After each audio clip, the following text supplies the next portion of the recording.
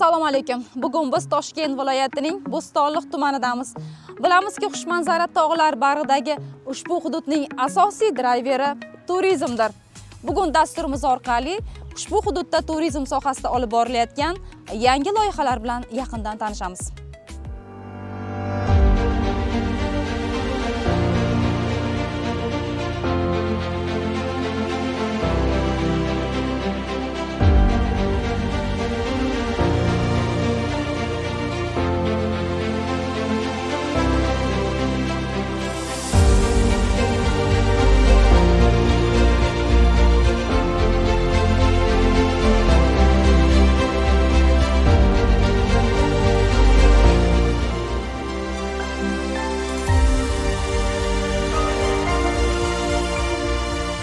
Assalomu alaykum Jamshid aka, yaxshimisiz, sizmisiz? Assalomu alaykum. Mana shu Toshkent viloyatining Bo'stonliq tumanida mana hozir bo'layotgan islohotlar aholining kayfiyatiga qanday ta'sir qilyapti? Shu haqida gapirib bering endi.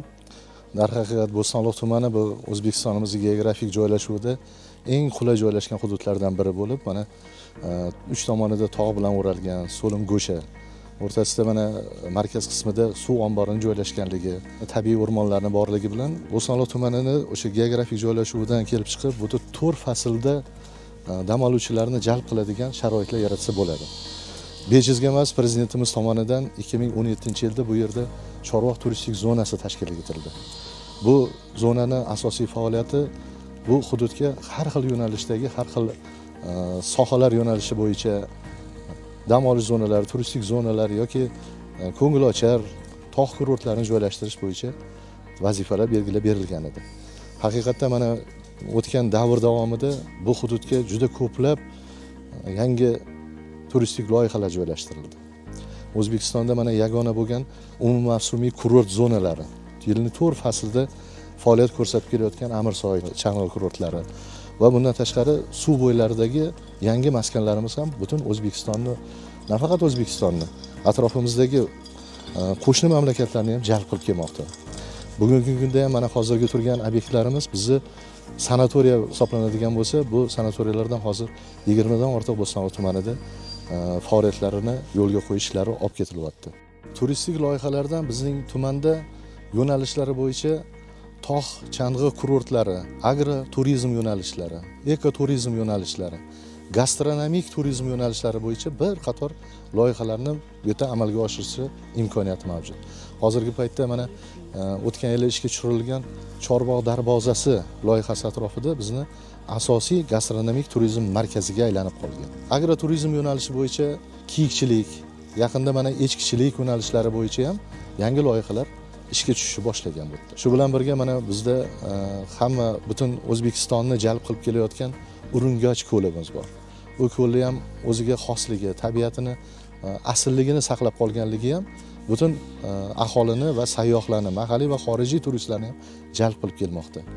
Jahon xaritasida Urungoch nefrit ko'li nomi bilan o'sha belgilanib qo'yilgan joyda ham suvi o'zini minerallarga boyligi, suvni harorati yil bo'yi bir xil darajada ushlab turilishi, o'tagi tabiatini, yovvoyiligi va asilligi saqlab qolinganligi ham bizda alohida bir joziba baxsh etib turadi.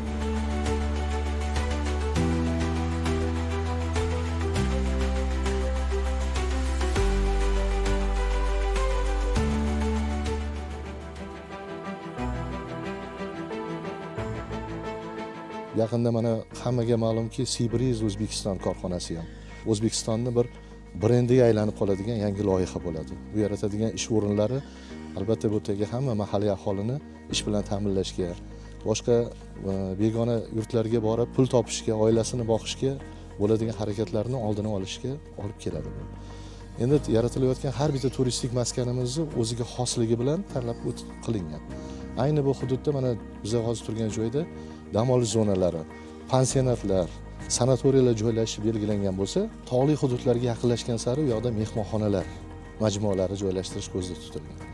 suv atroflarida ham savdo va ko'ngilochar maskanlarni joylashtirish bo'yicha konsepsiyalar ishlab chiqilgan. Shu bilan birga mana hozir Chimgan hududimizda ham Fransiya konsorsiumi tomonidan juda katta loyihalar amalga oshirish boshlangan, loyihalar ishlari ketyapti. Hamma majmuani, barcha xizmat ko'rsatish turini ichiga oladigan majmua yo'lga qo'yilishi rejalashtirilmoqda hozir. Albatta bu bo'layotgan hamma islohotlar bizani aholimizning kayfiyatiga juda yaxshi ta'sir qiladi. Bu birinchi navbatda ish o'rinlarini yaratish bo'lsa, ikkinchidan bu aholini qo'shimcha daromad manbaiga aylanib kelmoqda. Avvallari chorvachilik, dehqonchilik yoki boshqa bir yo'nalishda kun kechirayotgan bo'lsa, hozir turistik loyihalarni ishga tushishi yoki joylashtiruvi natijasida ular mehmonxona va servis xizmati bo'yicha o'qishlarga hozir qiziqish bildirish boshlashdi.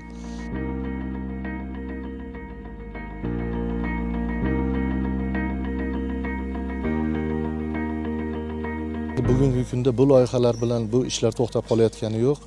Hozirgi kunda dunyoning juda ko'plab mamlakatlarida, o'sha Fransiya, Rossiya, Italiya, Xitoy, Qozog'iston va boshqa davlatlardan ham investorlarni bu hududlarda o'zlarini loyihalarini amalga oshirish bo'yicha juda ko'plab takliflar bildirib kelinmoqda va bu takliflarga tuman hokimligi va mas'ullar tomonidan muzokaralar olib borish va sharoitlarni bir-biriga ko'rsatish, tushuntirish va loyihalarni joylashtirish ishlari davom ettirilmoqda.